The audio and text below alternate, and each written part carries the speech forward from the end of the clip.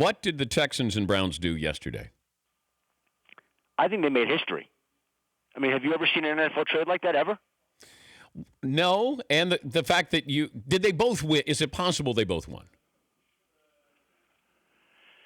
Depends on who you ask. Listen, what I found fascinating about it are a few different things. Number one, on this day last year, we were all talking all about Brock Osweiler, and it was down to Denver and Houston. He picked Houston, and what a big move, and he was the big story on the first day of free agency.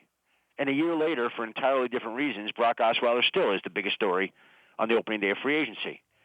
And the Houston Texans, I thought, did an unbelievable job of just moving on from that because, correct if I'm wrong, but for weeks we have speculated, what do you do about a quarterback whose $16 million guaranteed salary you're stuck with for next year?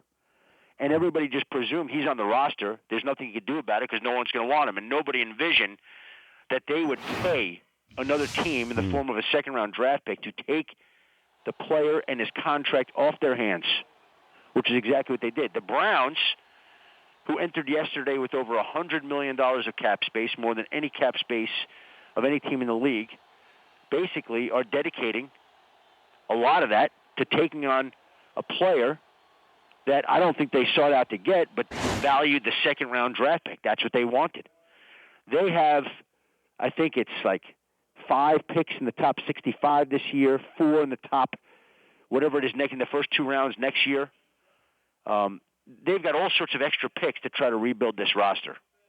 So both teams get what they want out of this. But I don't think anybody envisioned how the Texans could get out of Brock Osweiler jail, for lack of a better phrase, and they did it. They escaped yesterday. I don't think he's going to play for Cleveland, though, Adam. Do you? I don't think so either, Dan. No.